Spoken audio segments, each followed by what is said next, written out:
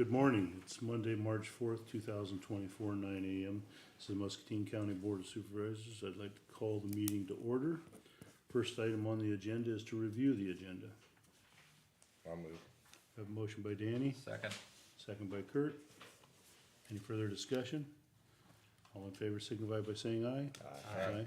Opposed, the same. Motion carries.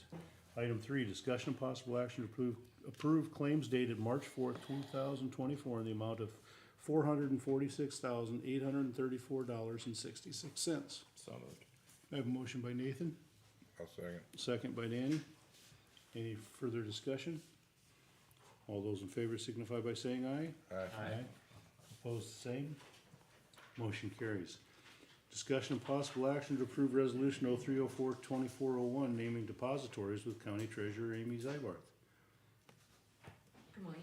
Good morning, Amy.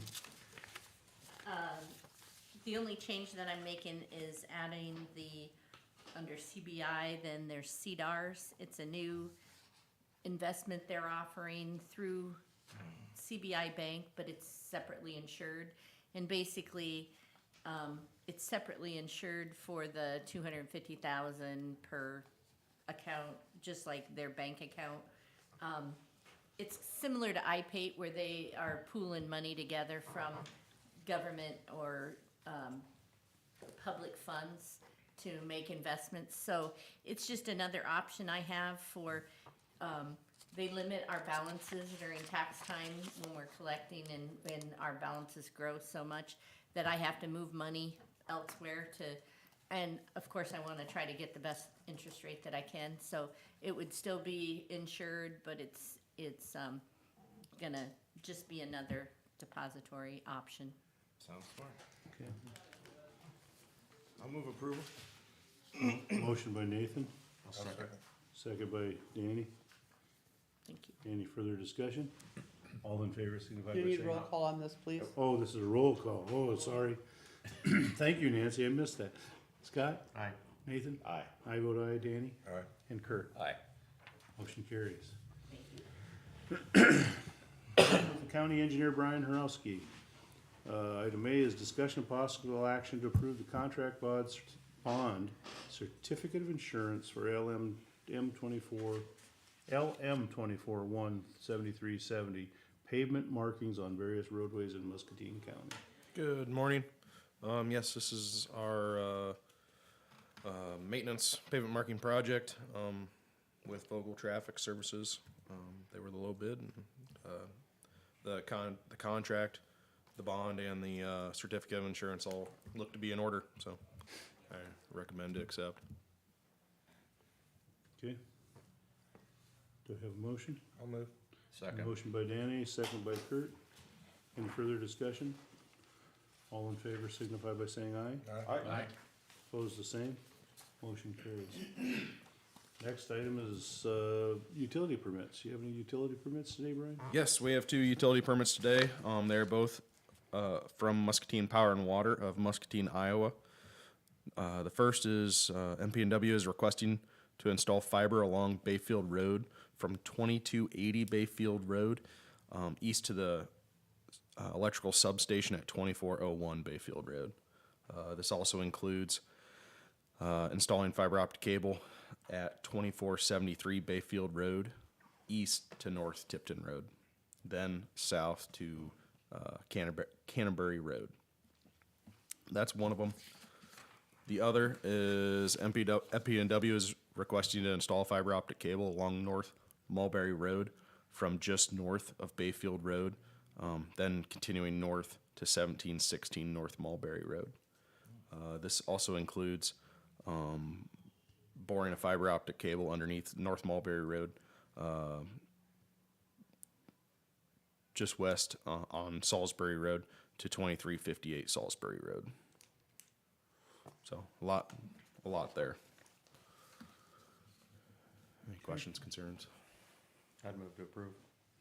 A motion by Scott, I'll second. second by Danny. Any discussion? All in favor signify by saying aye. Aye. Opposed, the same. Motion carries. Anything else this morning, Brian? I did want to speak to some of our one of our projects we're designing right now, it's up on F58 between Wilton and Durant. It's going to be a tied project with Cedar County. We've done some initial surveying, so like setting control points. But next week we hope to actually close the road for a few days so that we can then survey it. It certainly makes it a lot safer not doing it under traffic, and it makes it go a whole lot quicker too. Definitely makes us a lot more efficient. We did it on, we closed Moscow Road a couple years ago, and that's how we surveyed that one, and it certainly sped the process up a lot. So just want to give you a heads up. It'll just be closed to through traffic, so anyone that's still on there can come and go as they please. Does our staff do that survey work? Yes, or- we'll be doing it. Yep. Okay. With Cedar County, a lot of the survey is going to kind of overlap. So how it's gone so far with setting control is we have one person from our staff and then a person from their staff, and we just kind of do it jointly so far. Okay. That's all I had. Thank you. All right, Brian.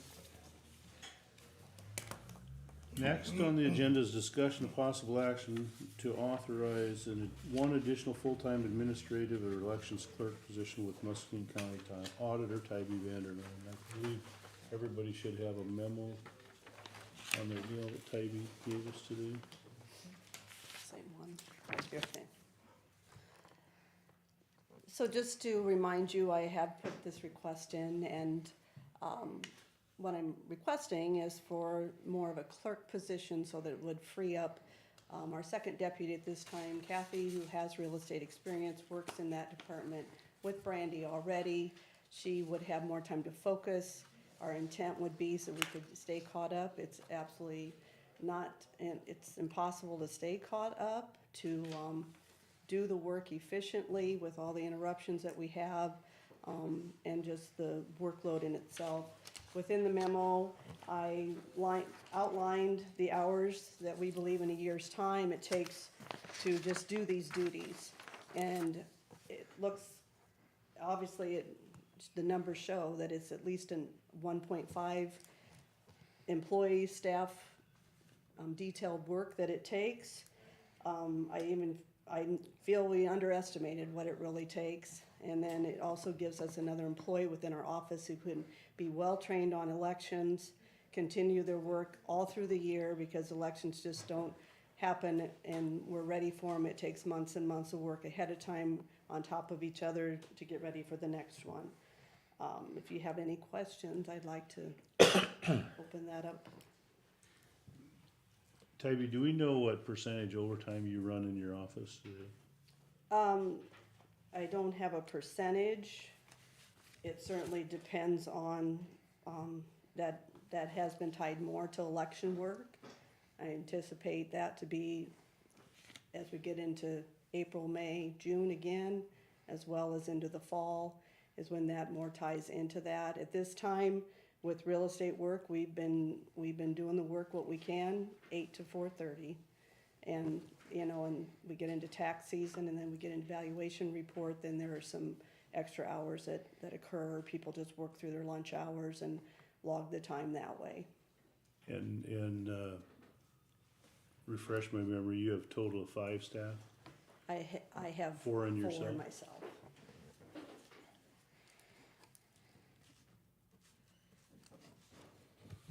If we approve this position to come on right away, then we've got the money currently in your budget from last year to cover that, and then in the budgets we got for next fiscal year, our money's already allocated. Yes, it is part of the It's salaries. left in there, yeah. Can you, guess for me the, overtime percentage? The question that Jeff asked, just following up on that, I need to have a little better idea. Yeah, I see here on this position, but I don't see I'd like to know kind of the office in general. What other duties are we? I see you got the second deputies down there. Yeah, that's because on this sheet, I just focused on how we would reallocate work, and what she also has already does every day for additional duties. that obviously with another staff person, some of that can be moved around, because what's in that small box is more backup for clerking, backup for, processing claims over vacations. As far as a percentage, I can't give you a percentage amount, but if you'd like to see that, then I would table this and I could get you more numbers to put this on discussion I for mean, next week. Just seeing the total number of overtime hours worked would get us, right? I mean, if we have 5 total people, we can figure out a number of hours. And I'd like, if you're Roughly asking for that, 2,000. I'd like to look at that over the last maybe 3 years or more. I would or- like to see that actually. Over several years would be. Yeah. Yeah, so you, like the comp hours that were on the books when I first took office, as well as what's occurred since. I would, Well, if you take all the comp hours that are on the books, then we're going back farther. Yeah, Well, I'm just meaning that it would show, if we did it several years back, how many at least occurred through that year, and maybe the seasons that they occurred in. yeah. That would be good to know, because, you know, one of the challenges I have, and, you know, your office is a little bit unique in that, you know, well, every office has their peaks and valleys, and you know, the question is, how do you manage the peaks and valleys effectively? And particularly in a small office, you know, because we have your office and the recorder's office specifically are very small offices, and it's hard to work share in a small office, and it's hard to deal with sprint. How do you get sprint capacity when you only have 2 people, 3 people, especially if you have absences? And, you know, we have a pretty generous paid time off policies in the county and benefits. And so you probably have a lot of absentee to deal with. Although you do have had quite a bit of turnover in your office, so you don't have as much seniority as you once did. That's what I'm trying to get a grasp for in the office, because, you know, in my, you know, my experiences, it's just very difficult. And, you know, I know we've had a relatively active real estate the last couple of years, but you don't know what's happening. I think it's slowed now, a little bit, and I don't know how that impacts it. Is it fair to assume, even though you may not be working a lot of overtime hours, that you're falling more behind on tasks by only working your scheduled 40 for the most part? Yes, that certainly occurs. So I don't know how, you know, I'm thinking in my head, is that really gonna be a good indicator if they're not using overtime, but the tasks keep building up on the regular 40-hour schedule, and they're falling more behind on things that need to be kept up on? Yeah, I think we just heard in the conference board where the assessor's office has been helping the real estate with the real estate to a significant amount. Or they tried to use that as a justification for a promotion. And I don't know how all this lines up, quite frankly. And was that just because they made mention of, they did some finished transfers on the transfer book when I had someone off for 3 weeks recovering from surgery? I think that's all they were. Really, it was more It was to coverage keep it issue. going so that it didn't just sit for an unknown amount of time, because we always have one person do the transfer book, another one do what we call finished transfer. They check all their work, they're checking those legals, they make sure that they're transferring the right parcels. So I believe that's what they were referencing, and I have my full staff back now. Is there any way to gauge, like, the task you guys have to complete? And let's say it's, you know, I'm not sure on how that all works, but let's say it's a piece of real estate and it used to take 2 weeks to do it, but now it's taken 3 or 4 weeks. The task may be taking longer because you're falling more behind from being short on a staff member? Well, every transfer can be different, can be very time intensive. Some are more cut and dried, easier to transfer because they're done correctly with the attorneys. A lot of our work, it goes back to the attorneys because they've picked up and dropped in the wrong legal. It's an old one and now needs to be brought up to date, or brought to us again. So those get held. What takes a big amount of time is the splits and combinations that happen. It just seems like that is something we can't keep up with. I would like to have, you know, Brandy be able to focus solely on that more. We don't, but anything that we do that holds up also holds up the other departments, or puts, you know, to the assessor and for the full transfer. But nothing's, they're also different. I know we've had some updates recently in how, especially things are being handled. Do you see that, or how, if any, do you see that affecting the real estates, especially with those combinations and divisions, like the burden on your office? Well, actually, if things have to be surveyed per the code, it will be better on our office as far as waiting for a survey and that it's done right. That's the whole point of the statute. Sure, is no, to I agree. avoid all that. Yeah, So- and yeah, for what it's worth, I completely agree with your reading. Okay, well, that's something. Yeah. I don't see it slowing down, and, I mean, I don't see that it will make. Maybe not your it- office, but everything Yeah. else. Yeah, Yeah. Yeah.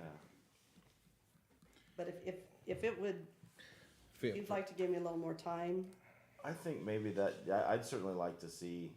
kind And of- I'd like to see it in context of the total office, the other two positions and kind of what they do. And, you know, we went through this in the recorder's office a number of years ago and said, basically, here are the things that we do, period. Kind of like you've done in the real estate. I don't necessarily need to worry, I don't worry about who and allocating people to it. Just say, these are the things we do. This is the amount of work we have in the office. We know you got 10,000 hours, roughly.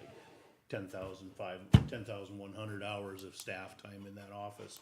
So if we can kind of get a feel for how much work is there, then it gives us a better guide as to go. I mean, you see where the numbers are in the tax, and counties are getting squeezed harder and harder, and our ability to levy is getting diminished greatly. So I think we have to just really be very vigilant in adding any positions and making sure that they're absolutely necessary, and we think of other ways if we can possibly. And I don't know how much of this is based on activity of real estate, and I think hearing the conversation between Nathan and Jim, if we make changes to the process and we implement those, how do we judge those impacts? What do we think they might be? Because if you say, if you just look at splits and combos, if that work, that verification goes off and reviewing, you're 1,500 hours a year between reviewing the legals and splits and combos. And if you have a licensed professional doing that, I'm not sure why we need to do a bunch of work on behalf. That's their responsibility. but when it comes to our office, it's still very detailed work. The real estate administrator is who does the mapping, so that the parcels are changed. Those can take all day just for one transfer, or several hours per transfer. So that will still come to us, so that then it is, because every Tuesday, whatever work has been in there to make those new parcel lines in the mapping, it's pushed out to Magic, and Justin completes the transfer, completes the work in there. So the work, even though we might get the full real estate correctly in the survey and save some time, then it'll just make our office more efficient in that way. But in the other, there's so many hours that are spent to do that. You're welcome to come visit us. So Come you're visit, spending- come see what I mean, and how that's so intricate and necessary, well, absolutely imperative to. So that looks like about a half day every week mapping GIS parcels. And that's on the low side, but yeah, I would, we tried to be just realistic or on the low side, or not, to just be realistic what we felt like all these different jobs take, but the mapping can take, sometimes for the one split and combination, definitely can take a half day, if not a full day, and then, of course, that's just But I think part of the. that gets to maybe the county attorney's point is it sounds to me just, and I don't have deep knowledge on this, that we've been using verbal descriptions of this, and if a surveyor is doing it, you're gonna get GIS points, you're gonna get pinpoints. And if you have latitude, longitude, minutes, seconds, it's a pretty simple thing for a computer to draw a line. That would be simple to automate. I have to disagree, though, it really is not, it's very intricate. If you have latitude, longitude, minutes and seconds, it's a very simple process, I've done it. Okay, I know how that works. So it isn't that difficult. Now, if you have a wayward line, but then you'd have to map points, I would think as well, a land surveyor. So I think that gets to it's a great point. Are we following code? What does code say? And do we do it? Because in essence, if this is causing all this work, then we're transferring cost from landowners to other taxpayers that maybe we shouldn't be. Is the way I look at it. And so the people that are doing the transaction should be paying the cost, not necessarily the average taxpayer. So I think it opens up kind of a can of worms, but I think it's probably one that needs to be opened. I've been a little bit, everybody that's probably heard me speak about the whole GIS influence on the world. I keep hearing of all the great benefits, but I also don't. We've added great cost to our operations, and I just wanna make sure that it's paying back. Like we spend, a magic budget is what? $700,000 a year between the three entities that use it, and I know the original justification was one clerk in the assessor's office, right? That doesn't sound like a very good investment to me. So then I hear of all these other, but we do this and we do this, and it's okay, show me the money, where's the value? Technology, pardon me, needs to pay for itself. If it doesn't, then why do you do it? It just adds complexity to your life. So let me see if I understand this. You're going to bring us, the overtime for at least the last 2 years, hopefully 3, okay? Okay. Cause I'm looking forward to seeing those numbers, cause I'm having a little bit of a hard time here as I look at this sheet. And I'm just roughing this in my head. It appears to me it takes, approximately 80% more labor to do the total that I'm seeing here as opposed to the labor that we have available. So I'm gonna see if our overtime that we were paying is somewhere close to 80% of what our actual labor cost was. That's just roughing in my head. And I think you have to probably, cause I'm guessing all 4 staff members Right. participate, so we kinda have to have a look at that. That's a narrow, And that's a narrow view that I have on that. That's why I one. kinda say, I like to see all the transactions that Right. we do and what it takes. Elections, I think, are a really difficult one because they're a point in time thing and you don't, really, how do you shift that workload? I don't know how you balance that because it just all happens in 30 days, right? And you got timelines you gotta meet, and it's kinda like counting ballots, right? You can't throw more, you can't throw more people at it, you just got so much work to get done in a little bit of time. For me, for that overtime portion, I'd also like to see, like I mentioned earlier, if you can show, how those tasks are getting prolonged by not having that extra help, because I think you laid out a good case here, and we've hired other positions and maybe not applied as much, scrutiny as we are here. So that's something that is in the back of my mind too, so if you can provide that information, then we can re-add it to the agenda, I guess. Okay, Do you thank you. think, how long do you think it take to get that, Toby? Do you think you have it, or I can maybe? put it together this week, so Okay. that, hope we can discuss it next Monday. Yeah, if you're ready, or if you need another week, just let us know, we can move it on the calendar. Okay. Okay, thank you. Would you like this ahead of time if possible, so you have a chance to look at it? Ideally, I would, though, so if I can bounce some questions off you, and then we can get through it quickly. Sure, okay. Perfect. Okay, Do we, you just Do pull we that, or do table we that? need We're a just motion gonna- to table, or do we need a motion to table that, Nancy? Yes. It's discussion about, I will so move. I have a motion by Nathan to table and a second by Scott. Any further discussion? All in favor signify by saying aye. Aye. Opposed, the same. Motion carries. All right, item number 7 is discussion of possible action to approve the minutes of the February 26, 2024 meeting. So moved. I have a motion by Nathan, second by Kurt. Any discussion? All in favor signify by saying aye. Aye. Aye. I'll just vote present because I wasn't here. Okay, Fair. so we have a 4 and Scott abstaining. All right, correspondence. Scott, did you have anything to note? I had one call from a resident down on 41st Street in regard to the amount of traffic and the speed of the traffic. Now, this is 41st north of Stewart Road, I'm going to say. And the discussion of how that has picked up over time. This individual had lived there for many years, and wanting to see about signage and so on that road. And I said, well, a county road like that that's non-posted is a 55-mile-an-hour zone. So we've been through these situations many times, and quite honestly, I said I don't believe that putting up 55-mile-an-hour speed limit signs are going to give much satisfaction. I said I will talk to the county engineer on this, have a discussion. But I said, you know, with the construction of the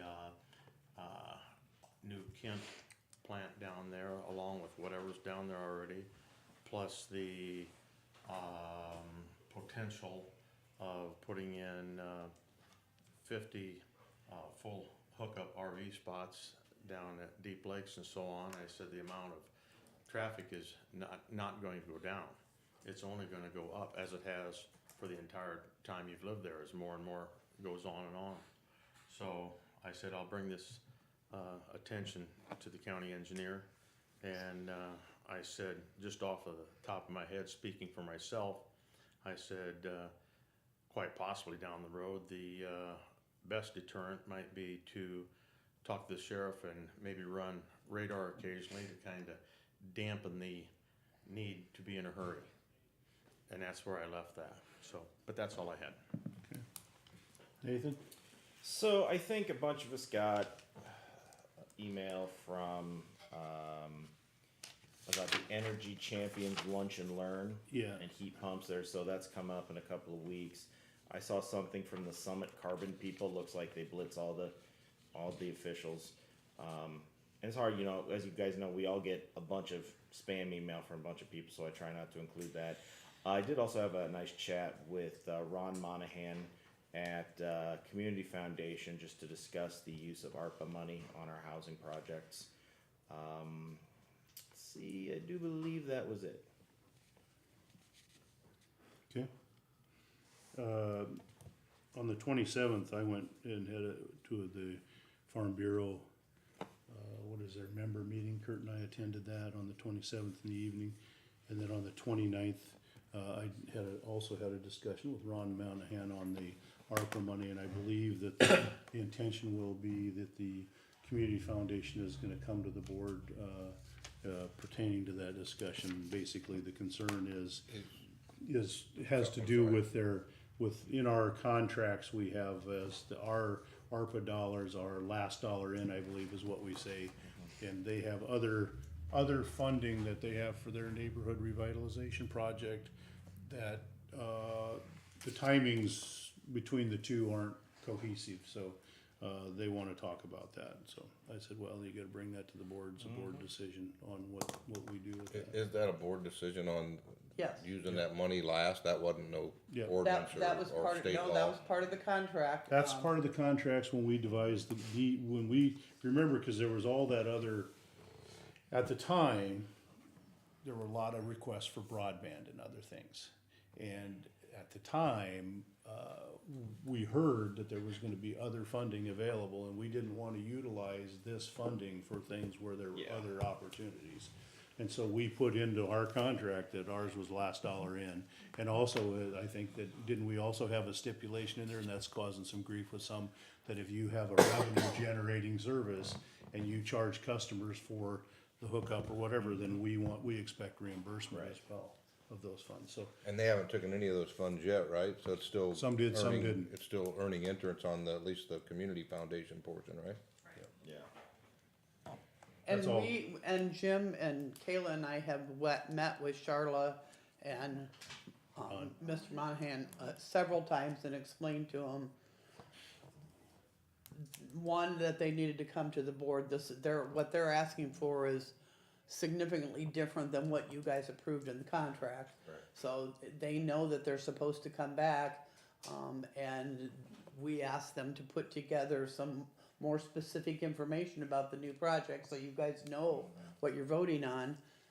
And they asked to be on the agenda, a week ago and then didn't have the stuff ready, and then they asked to be on the agenda today, and as of Friday afternoon, I still hadn't received anything. Yeah, I was expecting it to be on the agenda this morning, cause that was what he'd indicated to me, and, you know, I think, I've been pretty clear that they need to come to the board and ask, Yeah. and they need to be on the agenda, and it needs to be a board decision, so. Well, we specifically said you need to send us the information to include in the packet, so the board members have Yep. time to review it before they're asked to vote on it. Now, I know Jim just stepped out, but if I understand from what Mr. Monahan told me, there's not a problem legally with what they're suggesting, it's just a question of whether we would agree to it. Is that what you guys understand as well? Jim's still kind of looking into it. We need to get their wording from them Okay. because of issues with I know the getting encumbrance money dates to are a issues. nonprofit. Right. Got it. Yeah, if they bring that to the board, it'd be nice if you guys had the negative impacts it might have on the county if we did accept Well, it. that's why we've been meeting with them and trying to make sure you Yeah, got, it's been about a year. We've been going back and forth. yeah, we've been going around about this for a long time, and every time they say they're gonna put some together and they wanna be on the agenda, then Yeah. it hasn't happened. I think there are quite a few moving pieces here. and Yep, I get it, it's a It's complicated kind of one of those things process. that all comes together when it all comes Yeah, together. I think it's, I don't know, it's IFA and EDA and Right. other funding that are, and we understand, we deal with those folks all the time, so we know there's complexities that come about, but they just need to get more specific, because, I believe it'll require a new contract. Yeah. But this would be a new project, basically. yeah. Okay, Okay. thank you. Danny? For correspondence, I had that same conversation with Ron, and I had that same email that Nathan was references. Yeah, I didn't mention, I did have Nathan's email, so I think it went to all of us, Toby. Yeah, I think they just generally do those ones. Okay, is that it, Danny? That's it. Kurt? The 27th, I also was at the Farm Bureau Board meeting with Jeff. How about committee reports, did you have any? 27th, the conference board, and then on the 29th, had the Lower Cedar Water Management Authority banquet in Durant. And I did get news on that, and Eric's not here, but Durant did receive their $500,000 grant to start their stormwater and retention ponds on the east end of Durant. I got that news on Thursday night from Who was that grant through, do you know? Kurt? Pardon me? Who was the grant? I think it was through, Grantor? I can't remember, I don't wanna say for sure. I think that's, you know, Yeah. all along we've said, you know, is our participation in these water management authorities, you know, to what value are we bringing to our communities? So the fact that Durant got a nice grant She was really tickled. is a good example Where are of it. those ponds gonna be located at, Kurt? On the east side over there by, between the, what is it, there's some senior housing and then the Yeah. ballparks. It kinda Right. runs down on that east side, and then Yeah. the drainage will continue out and across, underneath or around Highway 6 and catch, is it Mud Creek, I think it is? Mud Yes, Creek? it's Yeah. Mud And Creek. will these lay east of the cemetery then? No, they're gonna be actually north of Highway 6. Oh, they're north of Way- 6. North of 6, and then the drainage will I got it continue now. under I Highway understand. 6 from there. And I But think, several retention ponds and, to Okay. slow down. I had it in my head it was gonna be on the south side and I couldn't get it figured out. and I think if I remember in the presentation on the water the Mud Creek was one of the priority watersheds, correct? Right. For nutrient reduction and Correct. all kinds of issues, No. so it's good to have projects going there. No, I understand now. Gotcha. Okay. Dan? All right, committee reports. I had kind of a busy week. On the 26th, Mississippi Valley Workforce Development Full Board Meeting. The 27th, Mississippi Valley Workforce Development CEO Meeting. On the 27th, Conference Board Meeting, we attended that evening. On the 28th, Full Board Meeting for the Chamber of Commerce. And on the 28th, there was a Mississippi Valley Workforce Development Finance Committee meeting. That's it. Sounds like a fun week. Okay, on the 26th, I had the Eastern Iowa Mental Health Region.